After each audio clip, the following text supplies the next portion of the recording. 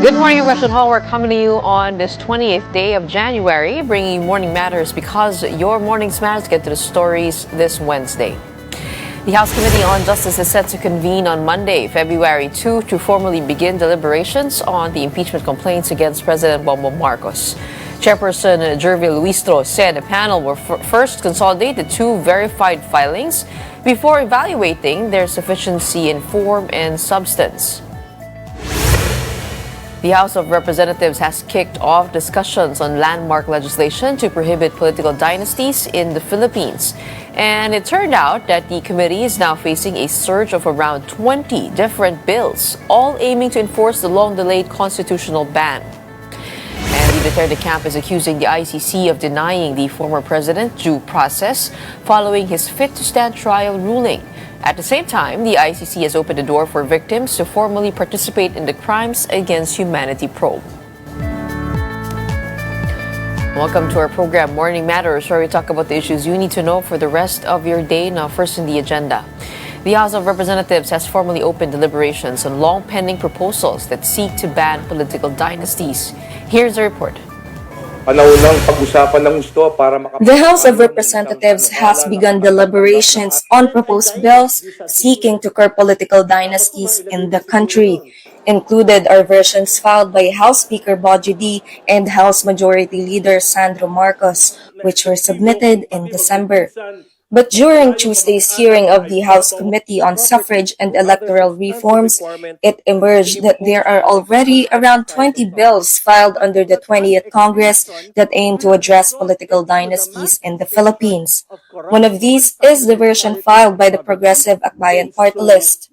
Under their proposal, relatives of a politician up to the fourth degree of consanguinity would be considered part of a political dynasty.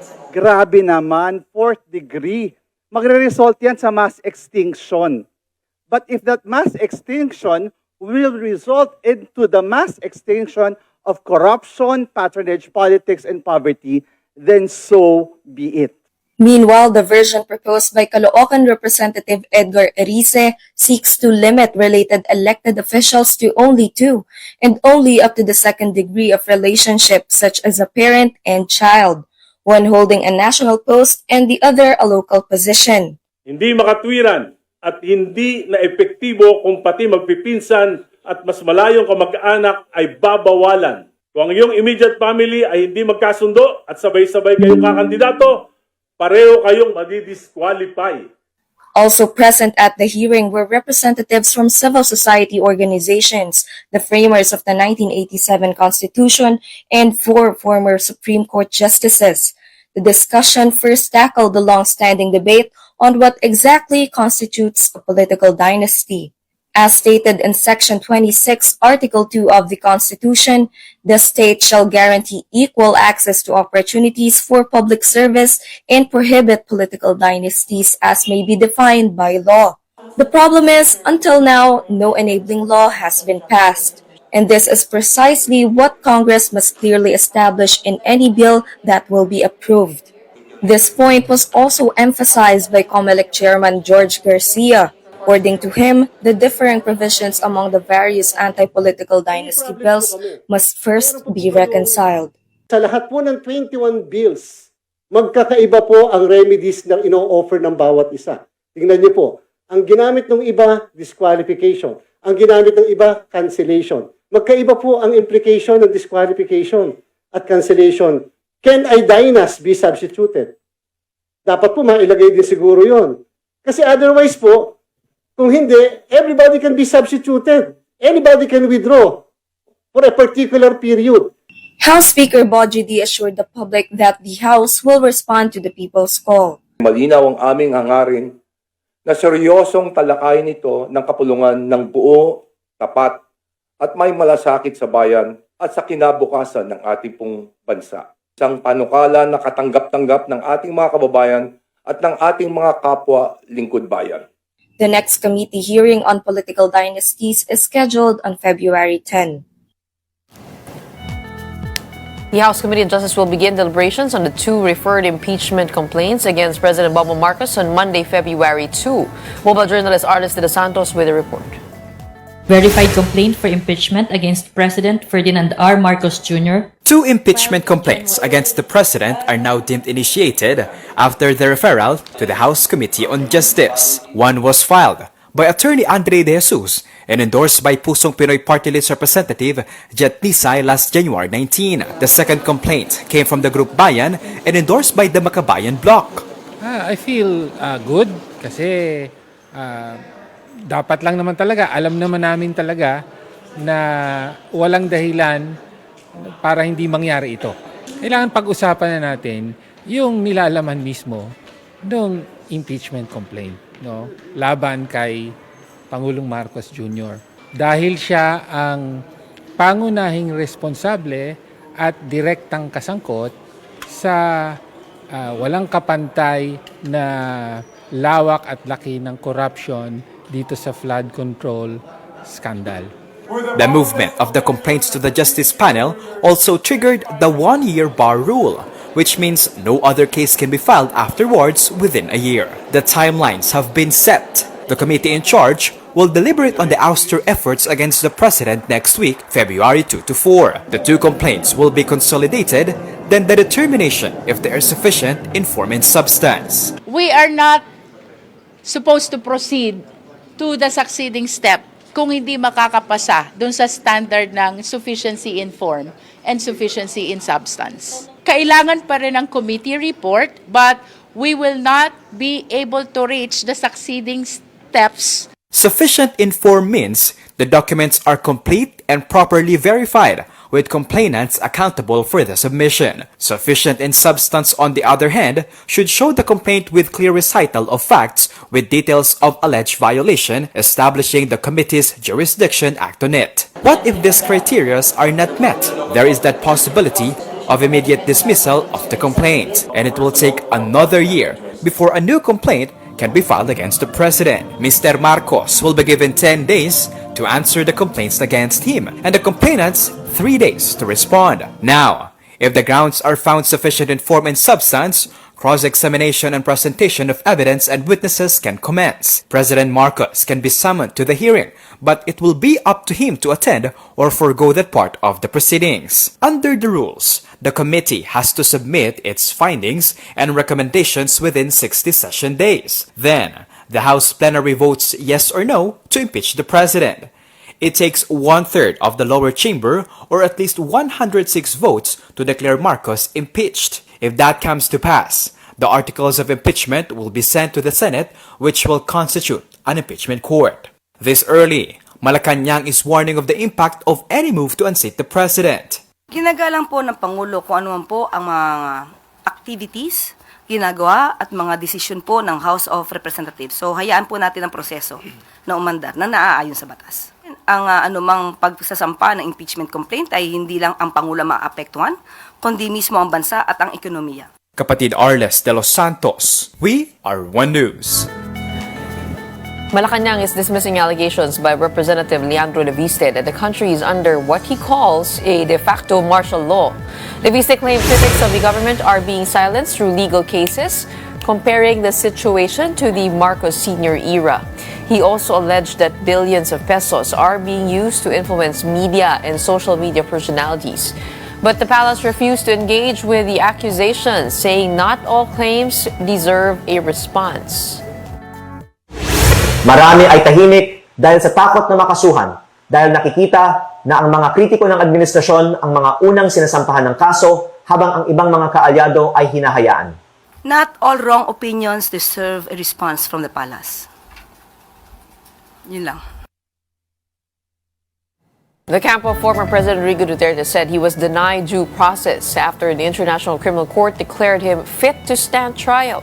In a statement, lawyer Nicholas Kaufman expressed disappointment over the decision, arguing that the defense was denied the opportunity to present its own medical evidence and challenge the findings of ICC-appointed medical professionals. He stressed that they would appeal the decision. Vice President Sara Duterte, for her part, appeared resigned to the recent ICC ruling. I think part naman na siya sa process, no? Madugay na nato na siya gihulat. So, ang family, wala pa mi nakadiscuss og statement. we should come out with a statement. Pero unya na lang namot siguro istoryahan.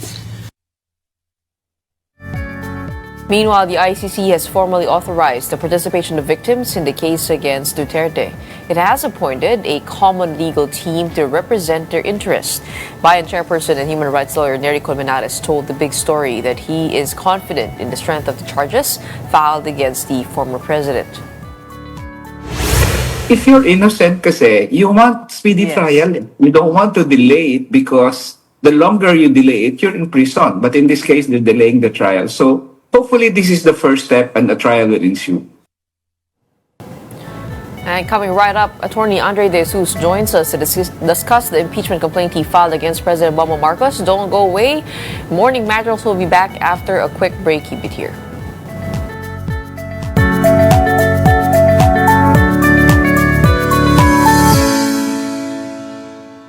Good morning, I'm Gretchen Ho, and here on Morning Matters, we talk about the most pressing issues and give you the context behind headlines.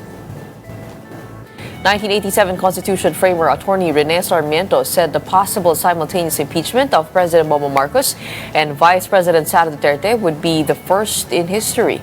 In an interview with One News The Big Story, Sarmiento described such an occurrence as only in the Philippines. He added that he expects the impeachment process to be highly politicized, similar to past impeachment complaints against former presidents. Joining us now to talk more about the impeachment, we have UP College of Law Assistant Professor Paulo Tamase. Magandang umaga po sa inyo. I think you're on mute. Good morning, Gretchen, and dear viewers.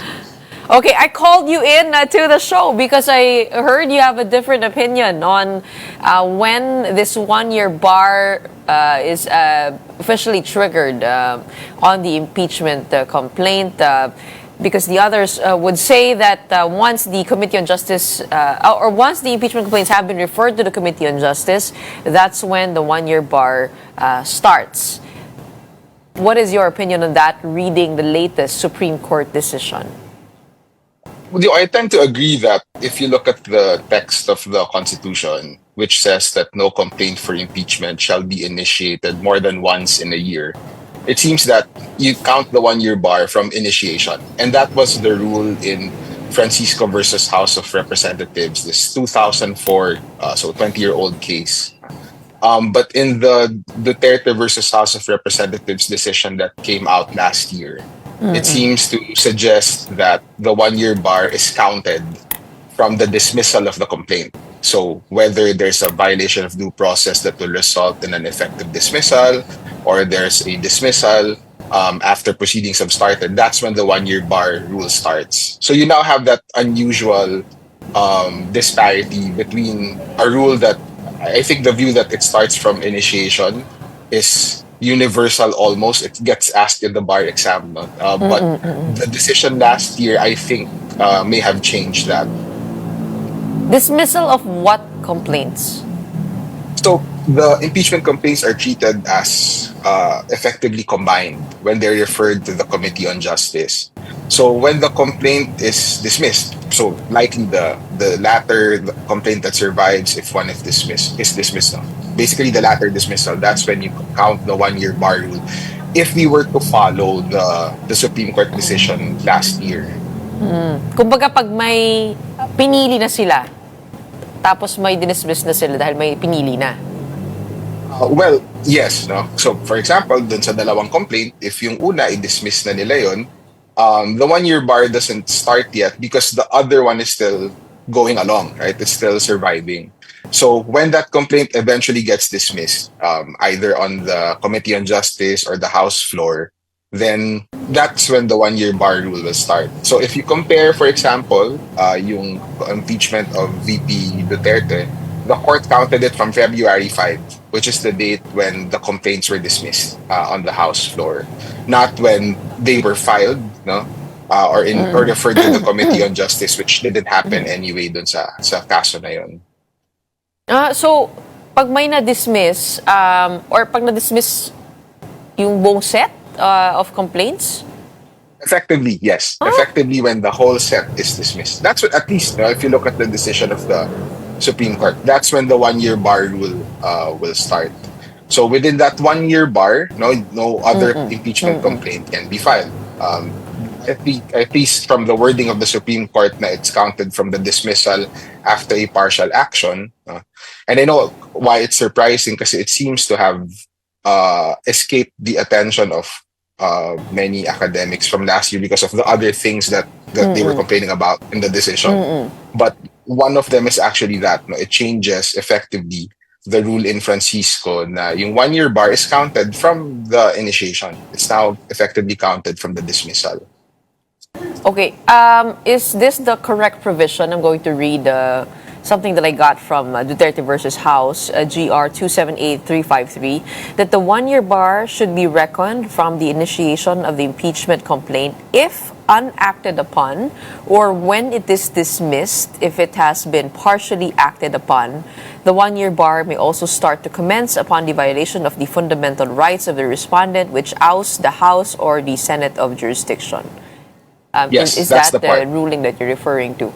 Yes, medyo that's the malabo, section. I mean, confusing yung provision na yan. What would be the rationale kaya for the Supreme Court to change the definition of when a complaint is deemed initiated? Why upon dismissal? Help us understand that. So the court actually tries to explain it. Now, the way that it explains it is the purpose of the 1 year bar rule is to prevent the harassment of an official multiple times with complaints for impeachment. So my understanding from the decision is if you count the 1 year bar rule from initiation, and impeachments have traditionally taken around 3 or 4 months in the House, if you're following the process that the current 2 impeachment complaints are in now, then effectively the free pass that the official would only get is around 8 months before another complaint can be filed. So if they're going to uphold the spirit of that 1 year bar rule, ensure that the official isn't effectively kneecapped by repeated impeachment complaints, that they would count it from the time that the last one is effectively terminated. That's at least how I understand the decision. Okay, specific to what's happening now, paano kung may lumusot and it goes to the impeachment court in the Senate? When will that ruling apply to the president's case?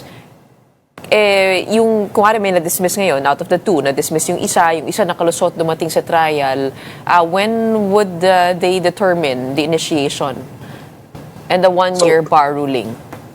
So the initiation is already done, right? It's already initiated effectively when the House referred the 2 complaints to the Committee on Justice. But when the 1 year bar rule starts to run, in your scenario, Gretchen, right? In your scenario, it will start when the complaint is dismissed pag lumusot siya sa Senate, in the Senate, right? The president is effectively acquitted. Now, there are 2 problems with this. The first is it seems to deviate from the text of the Constitution insofar as the prohibition is counted from the initiation, not from the fact that it is dismissed. Right? The text is quite clear. And that's where the difficulty comes from. The second is that, so that's just my respectful academic view. The second is that this is, I think, an offshoot of the problem of the decision where the court's ruling is much wider than the issues that were brought by the parties before it.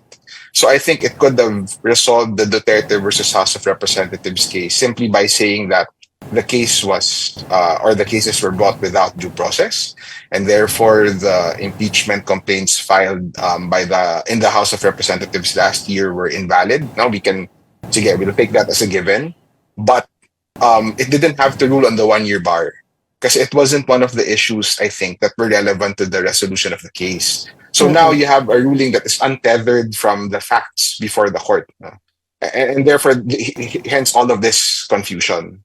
Now, I will quickly say that based on the statements, I think, in the media of the House, their understanding is that no further complaints can be filed from the initiation. But until when, is the big question.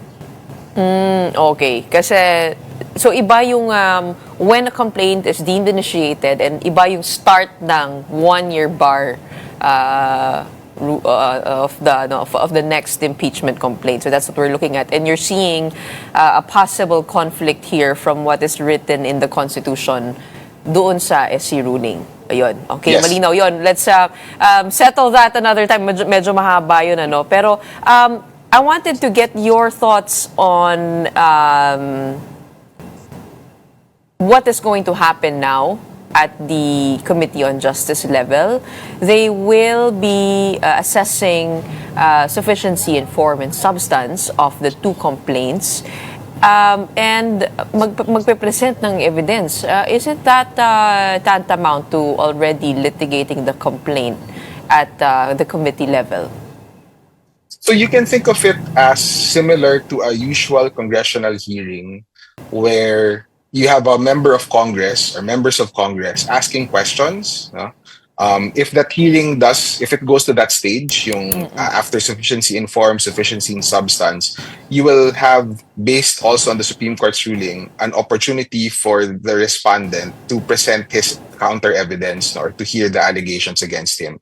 So closer siya to a congressional hearing than it is to a trial. In a trial in court, and if viewers still remember the Corona impeachment, what usually happens is the flow of the case is brought about by the interactions between the prosecution and the defense. And then you have a neutral, quote-unquote, neutral judge at the back, listening to the arguments of both sides. That's not what's going to happen.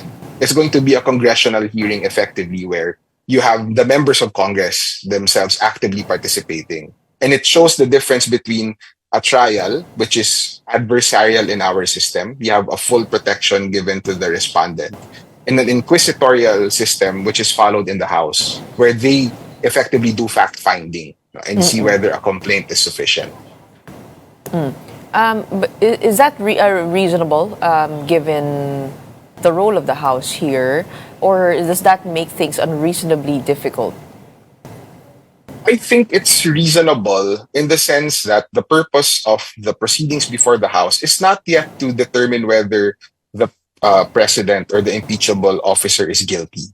The purpose is whether are there enough documents, evidence, testimony to show that this person did commit an impeachable offense. And the final question of whether he really did commit that impeachable offense is brought and tried in the Senate. So it's like a preliminary investigation in a criminal case, right? You have a fiscal gathering evidence na, is this complainant just disgruntled, or are there real grounds before which, you can really find an offense? That's what's going to happen in the House. And then when we get to the Senate, And it also gives the respondent time to respond. But how does one define a meaningful chance to respond? I think a meaningful chance to respond means that the House should give notice, and that's required in their rules, should give notice to the to the respondent, presenting the complaints that were filed and any evidence that were already attached to the complaint. That gives, under the House rules, 10 days to the respondent to file a response to the charges. Meaningful just means that the House gives us an opportunity, an intelligent opportunity. But if the respondent ultimately refuses to answer the charge before the House, then it shouldn't stop the proceeding in its tracks. Hindi naman titigil yung proceeding dahil lang ayaw mag-cooperate ng respondent, and therefore the House will proceed. That's the only thing that's required from the House of Representatives at this point. Correct me if I'm wrong, but this is a new process, ba? I mean, the presentation of evidence at the Committee on Justice level, and how was it done in the past, and was that not sufficient? Why did the Supreme Court have to put in these new rules? It's actually not new. Now, this has been mostly the procedure since the time of, I think, President Estrada.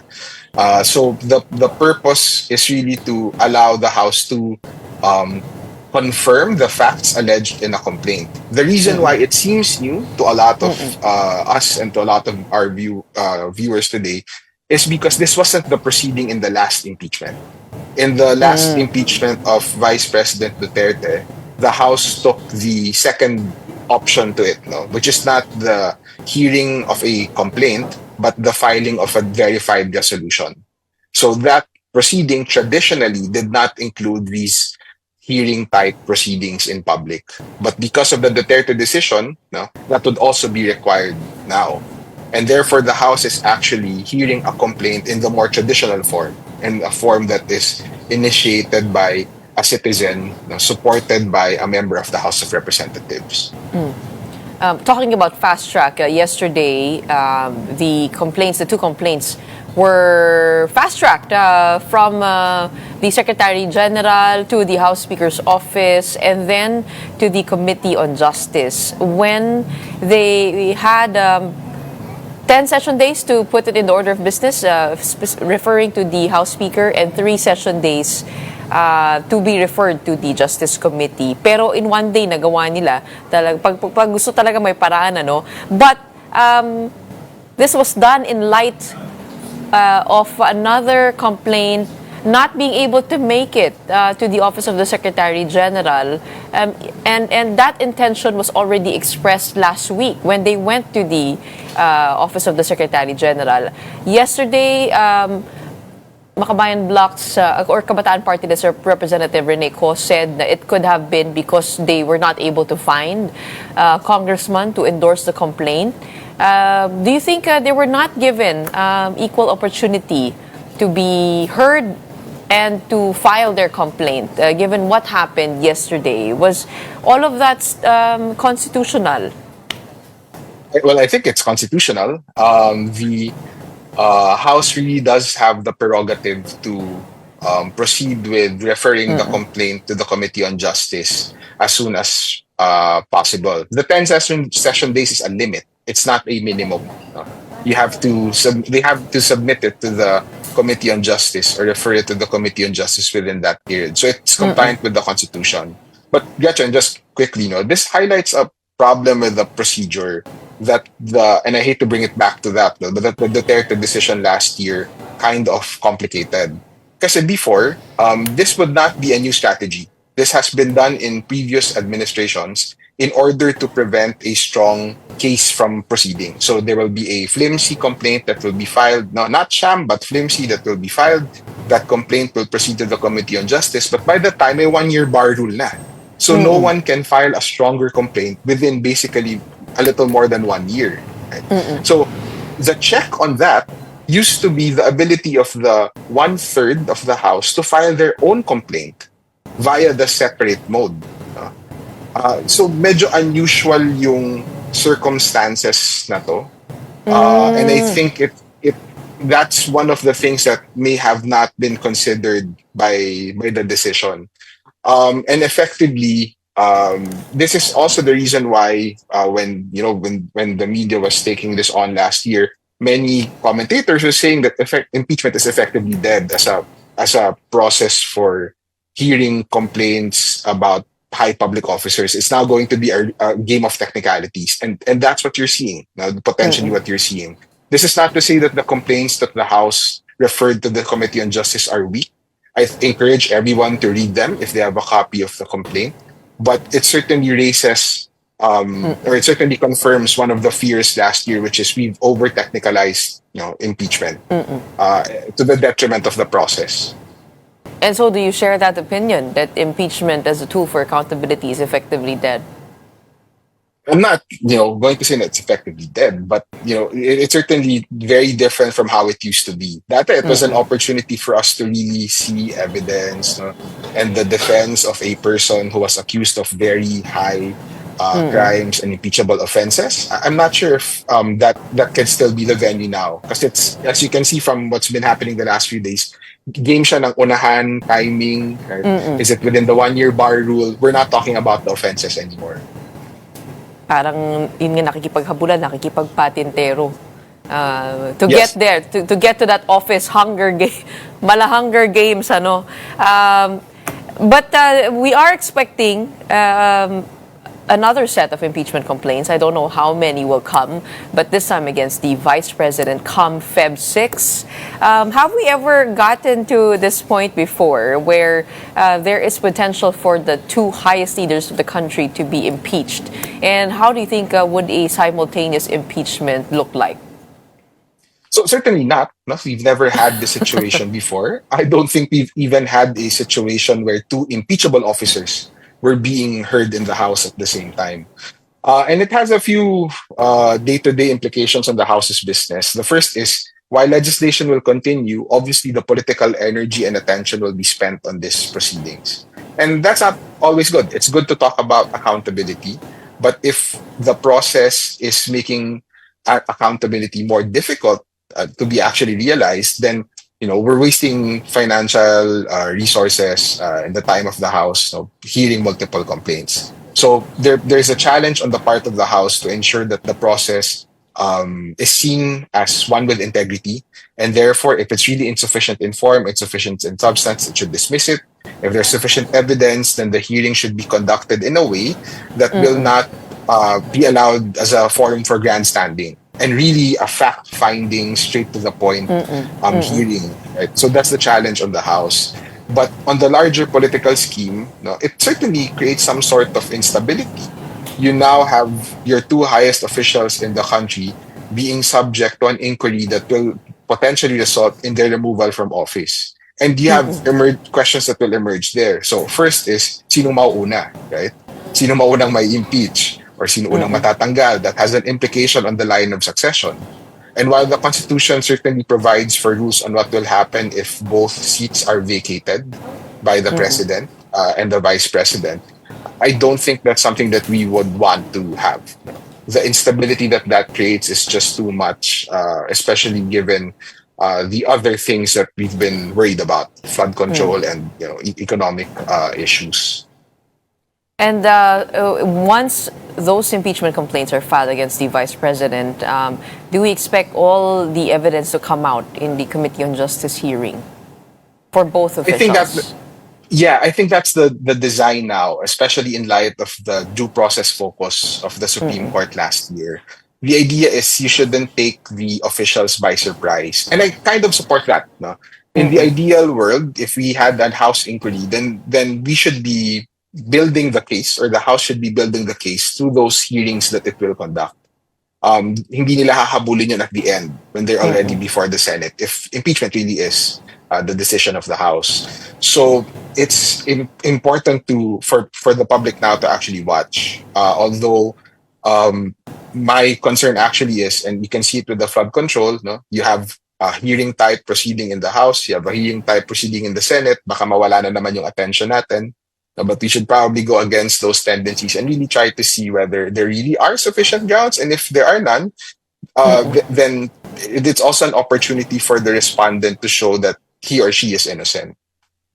But this will go through the court of the House, that determination in sufficiency in form and evidence, which could also be a subjective decision, right? Kasi boboto rin sila doon sa decision na yun. Okay, in connection to that, we're going to have actually the first complainant here, Attorney Andre De Jesus, to lay it down, what pieces of evidence that he has to present to the Committee on Justice. In the meantime, maraming salamat for your time and insights today.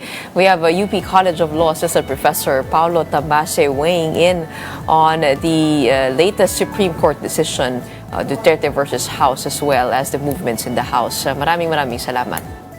Thank you, Gretchen. And coming right up, we'll continue our discussion on the impeachment complaints with Attorney Andre De Jesus, the first to file against the president. Don't go away. Morning Matters will be back after a quick break. Keep it here.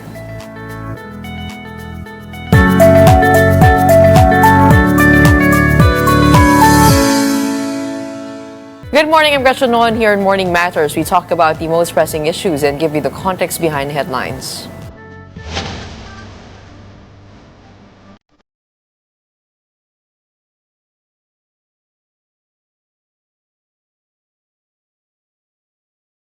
As we know, the impeachment complaints against President Bongbong Marcos have been formally referred to the House Committee on Justice.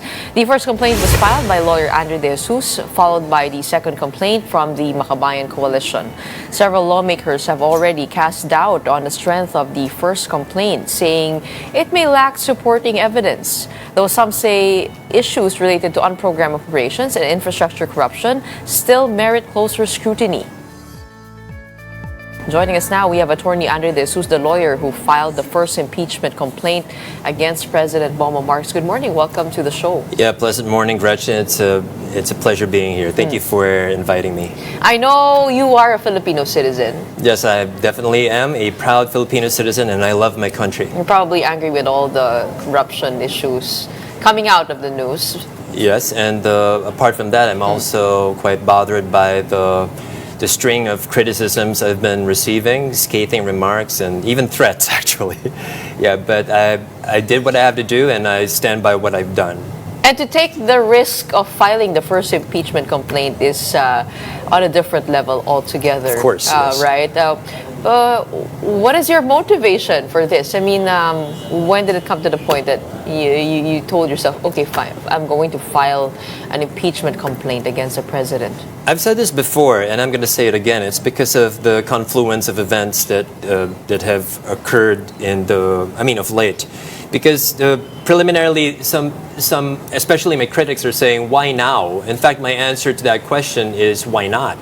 Right? Because there is no proper, had I filed this a year prior, they'd be asking the same thing, they'd be saying the same thing the year before that, even during the first term, the first year of the term of President Marcos. But because of the string of events that for me have the totality of which point to impeachable offenses, the whisking away of former President Duterte, allegations of drug use, graft and corruption, and inaction by the president on those particular acts. For me, the totality had compelled me to say, I think it's time to resort to what's provided in the Constitution to seek accountability from the highest officer of the land. No, that is indeed the purpose of impeachment, yes.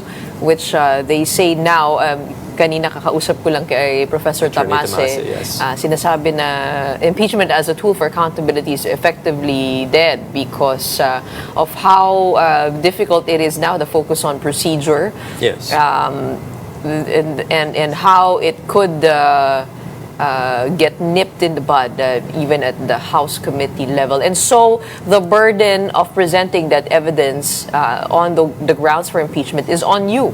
Are you ready to come out with your piece of evidence when called by the Committee on Justice? Yes, actually, I already have by filing the impeachment complaint and appended to which were my own pieces of evidence. Yes, true. There are perhaps better pieces of evidence out there, but Gretchen, I just want to humanize this. I want to contextualize this. I did not initiate proceedings against an ordinary person. I initiated an impeachment complaint against the highest official of our land, who is, as we speak right now, immune from suit. Because had this been an ordinary individual, I filed a case in court, I could resort to all manner of remedies, like subpoena, for instance, to produce documents, to testify. You can't do that with a sitting president. So an impeachment proceeding is not just proper, but perhaps the only way we could exact accountability from the president. Further, on that matter, there's nothing that prevents the House of Representatives to the House Committee on Justice from somehow resorting to means to obtain more evidence, especially considering that a number of the evidence I've referenced pertain to records from the House itself, like appropriations records, for instance, are also within the purview of the House of Representatives. They can actually resort to these, and there are numerous news items, for instance, and prospective testimony from persons who could be reliable witnesses who are willing to come forth to testify and somehow validate the allegations in my impeachment complaint. Yeah. And who endorsed? Who among the congressmen endorsed your complaint? I used to call him Consi Jet Nisay, but I call him Kong Jet Nisay. He's a fellow Boscanian. I went to Don Bosco Makati in high school. He's also Boscanian, but from Mandaluyong. So I know him personally. And we're also both from, well, when I was a teenager, I joined Tau Gamma Phi, and he's also a member of the fraternity from a different chapter. So we have those commonalities, and that was what somehow, perhaps providentially, led me to seek his endorsement of my complaint. You have 6 grounds for your complaint. Five, yes. 5? I might have said 6, but it's actually 5. And let's go to the first one. Sure. Included in your impeachment complaint is the alleged ordering and enabling of the kidnapping and surrender of former President Rodrigo Duterte to the International Criminal Court. Yes. What evidence would you present here? Oh, there are public documents, and in fact, the better characterization is that there's an absence on the part of government and a particular operative act that they could have resorted to. Let me explain that. Now, it was arguable at first whether the International Criminal Court had a standing warrant against former President Duterte, but by March 11, if memory serves, last year, the warrant was already made public. And here's the surprising thing: the following day, he was already whisked away to The Hague. Now, what I'm trying to say is that on the assumption that that warrant is valid, let's just say it's valid, it is incorrect for government to immediately enforce that ICC warrant without resorting to local processes, such as securing, for instance, a local warrant for the arrest of former President Duterte. I'll tell you this. You don't even have to take my word for it. Even if I had a civil case filed in, say, the District Court of California, and I won there, and there are properties that could be enforced here in the country, I cannot just use that order and enforce it here in the country. I need, in fact, to file a complaint for enforcement of a foreign judgment. You just can't impose a foreign, in this case, an international court's order or a warrant, just like that, without resorting to our local courts, which are still fully functioning. So it's more a case of that inaction. Now, what makes it impeachable, Gretchen, is that the mandate of the president is to ensure that the laws are faithfully executed. Now, one of the fundamental rights of any individual, former president or not, is the right to due process, a constitutional right to due process, that no person shall be deprived of life, liberty, or property without due process of law. But isn't this the subject already of a Supreme Court case filed by, I think, the Vice President and her family? Kumbaga parang wala pang desisyon doon yung Korte Suprema. And so, we're not going to get an answer on this. I know, that's a long debate. There is a parallelism to that. Because some critics some learned individuals in the community are saying that this might be akin to an extradition. It's not exactly extradition, because an extradition, you have a requesting state asking a requested state for the surrender of the person within their territory or jurisdiction to the requesting state's jurisdiction to be tried or to continue a sentence. That's not the case here, because it's the ICC, not a state that's requesting the surrender of former President Duterte. And I'm also aware that in the twin cases of Secretary of Justice versus Lantion, the Supreme Court had said that, pardon me, that an extraditee is not entitled to notice during the evaluation stage. I get it. It makes sense. I mean, that would be an incentive for flight. But you cannot... As is what is happening to Senator Bato de la Rosa, who cannot be found. Yeah, exactly. You hit the nail on the head. I mean, that's precisely what incentivized him perhaps to hide from authorities, but that's a different story altogether. I'm not concerned with him.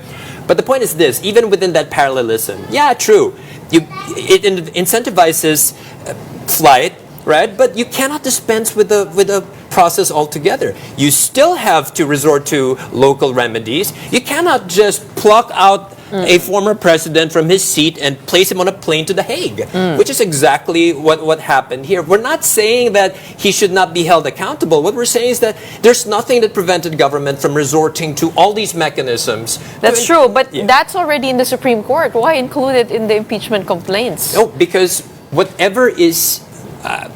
to be candid, I have not read the petition of the Duterte family on this particular matter. But here's the thing, Gretchen. Whatever it was filed with the Supreme Court, if best case is a reversal of the act, it does not effectuate the exacting of accountability from a sitting president.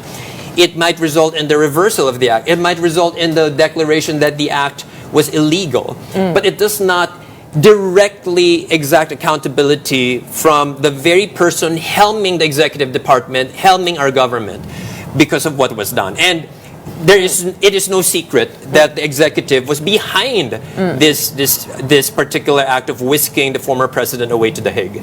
Okay, let's go to your next ground for impeachment, which is the president allegedly being a drug addict, which impairs his judgment and leadership. What's your evidence on this?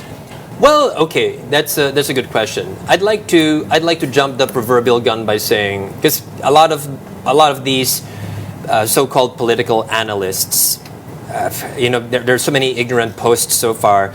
These political analysts, I'm very close to deliberately mispronouncing that word, but sorry about that. It's probably not proper for TV, but they're saying, this particular allegation is weak. There's no medical certificate, so on and so forth. Again, we're talking about the very same person who has control over his departments, who has, and Gretchen, this is not something that you do. That's true, in but public. do you have evidence of drug use and drug addiction? It's as simple as that. Yes, I do. What kind of evidence? Okay, I'll get to my own nail on the coffin, so to speak. Okay, so there have been allegations of his drug use. Yeah, fine. That's nothing. That could be a rumor. You have his sister, who has had privity of relations with him for at least 3 decades, pre and post EDSA, validating publicly that he is a user of drugs. And here's the clincher, Gretchen. Considering all these facts with which he was confronted, and when he was asked, "Hey, could you submit yourself to a drug test?" None. Even in criminal law, Gretchen, a confluence of circumstances could convict. And I'm not sure if I have the time for this, but I'd like to take this occasion, Gretchen, considering that I'm a complainant in an impeachment complaint. I'd like to personally address and take this opportunity in your show. I'd like to personally address Senator Imee Marcos, because I had relied heavily on her statements that precisely because of her relations with the president, that her brother not only uses but is addicted to drugs. Manang Senator Imee, huwag niyo pong batikusin ang aking ginagawa. Bagkus, tulungan niyo ako.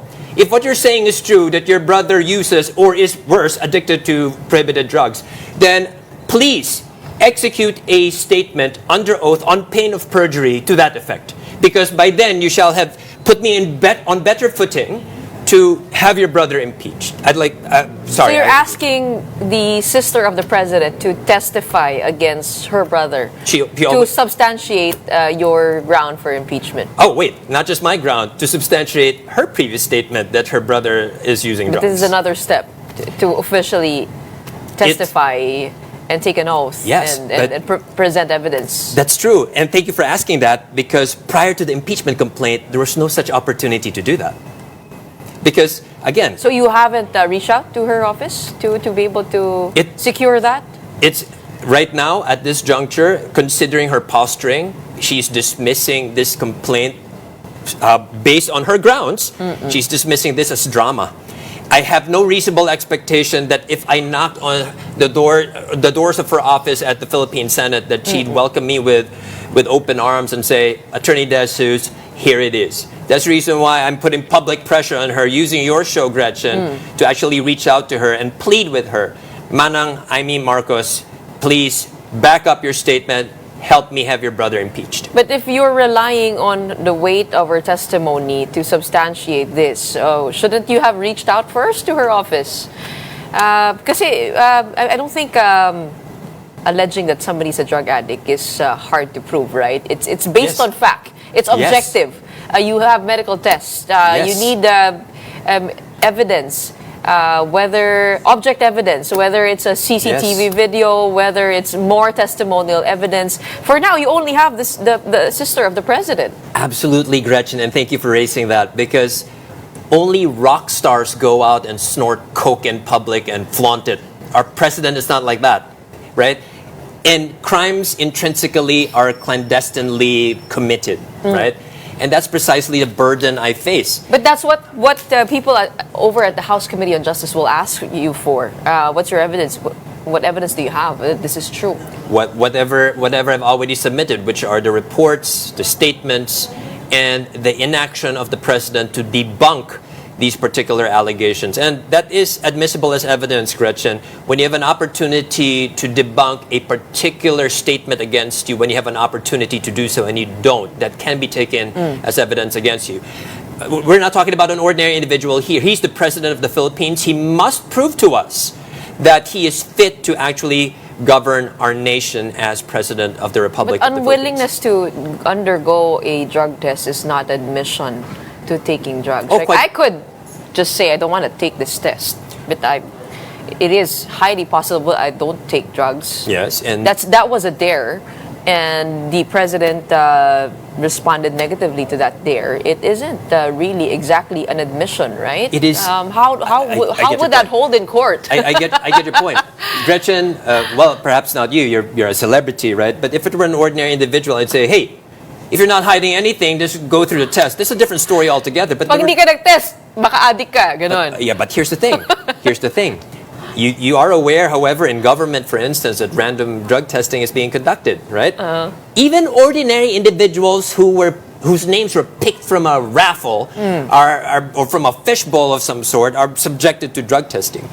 The highest official of our land, who helms the executive branch of our government, has been accused of being a drug user by no less than his sister, who's a sitting senator herself. And there is no attempt by him to debunk all these allegations. He has the duty to debunk these allegations because he, as a public official, the highest public official, we have reposed the highest trust in him.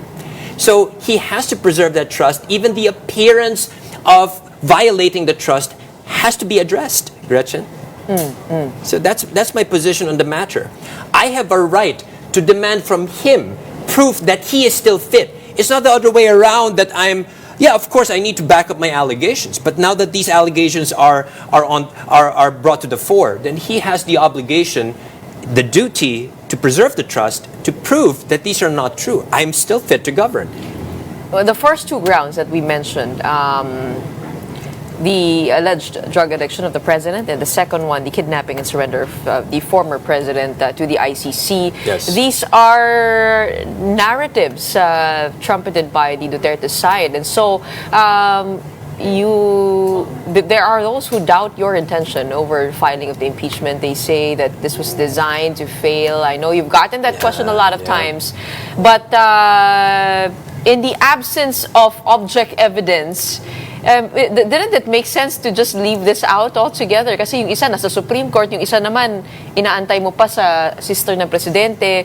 Why not just stick with the infrastructure corruption and unprogrammed appropriations issues? Okay, I have two levels of response to that one. Number one, regarding why did I include these two, considering that, well, it's potentially flimsy or already pending with the court. I did mention earlier, Gretchen, that whatever relief that might be granted by the Supreme Court regarding the petition filed by the Duterte family, I have not read the petition, would not result in the exacting of accountability that I want to be accomplished in this particular impeachment complaint. Okay, but regarding the criticisms about the complaint, and especially my motivations, my potential political leanings, right? I've had two staunch critics who've come out. Number one is Congressman Egay Arice of Caloocan, and the second one is Attorney Ferdy Topacio, who had lawyered for Mike Defensor and Chavit Singson in what should have been a third impeachment complaint. Egay Arice never filed an impeachment complaint, so I'm actually wondering why he's been crying bloody hell about the supposed weakness of my complaint when he himself has nothing to show for. He himself has not filed his own complaint. If he actually felt that he could have done a better job, then he could have done so, but he didn't. But what's actually worse is the case of Attorney Topacio, because he went public and said and criticized he said it's 4 pages. It's not true. It's actually 14 pages plus annexes. He bragged about his 44-page complaint. He bragged about suitcases of evidence of a case they never filed. Now, it's not, they're complaining that the Secretary General was not around when they attempted to file, but that was the same case with Makabayan. But Makabayan had filed 2 days ago, they did not, right? So they had every opportunity to actually do a better job if what they felt, if they felt that my complaint was substandard, was not up to, I mean, it would not pass constitutional or evidentiary muster. But they could have done a better job, but they didn't. So I would rather take my weak complaint that was filed than an allegedly strong complaint that just remained in their shelves. But as a lawyer, don't you go to the front lines with your best defense? Doesn't that have some sort of a vulnerability that gives a possibility that this might be dismissed when assessed in sufficiency of form and substance, which is the next step to this? That's right, because the two complaints had already been referred to the House Committee on Justice. But that's the thing, Gretchen. There's nothing that prevents the committee, in particular, plenary in general, from itself conducting hearings and obtaining evidence regarding this matter. I might have a reasonable expectation of being invited as well as a resource person there. In other words, now that the complaints have been referred to the House Committee on Justice, the House Committee on Justice has that much leeway, if not prerogative, to obtain more evidence by holding hearings. Attorney De Jesus backed this up. Then I could also have an opportunity to present more evidence during those preliminary So hearings. you're expecting for their help in collecting evidence? I wouldn't say, well, help in the sense that they would pave the way for an avenue through which I could do that. Yes. And for the sister of the president to take up your challenge, no? Yes. Okay, final question. We don't have time, no? How do you expect your complaint to be consolidated with the Makabayan Bloc's complaint? Theirs mostly focused on the BBM parametric formula and the infrastructure corruption. How do you expect that to go down? Oh, well, it's the beauty behind this. I have not read their complaint, but based on anecdotes on what they have submitted or postulated in their own impeachment complaint, I think if I were I'm not a sitting congressman. I have no experience in Congress, but I think intuitively it might make sense for them to not just consolidate it, but somehow also consider these arguments as complementing each other for the purpose of coming up with a united front to impeach the president. And so we await. So wait and see, Gretchen. The hearings of the Committee on Justice, and they will begin on February 2. We do expect you to be there. I don't know. We'll see. We'll see about we'll that. see. And the sister of the president, let's see if she responds to your challenge. In the meantime, maraming salamat for joining us. Thank you so much. But just 3 seconds. So, Justice and Vera, I love you. Thank you for watching. Maraming salamat. The filer of the first impeachment complaint against President Bongbong Marcos, we have Attorney Andre De Jesus. And that wraps up today's episode of Morning Matters. We hope we've given you the right start to your morning. Let's go ahead and make the day matter. My name is Gretchen Ho. Kapatid, Year One News, all sides, all the time.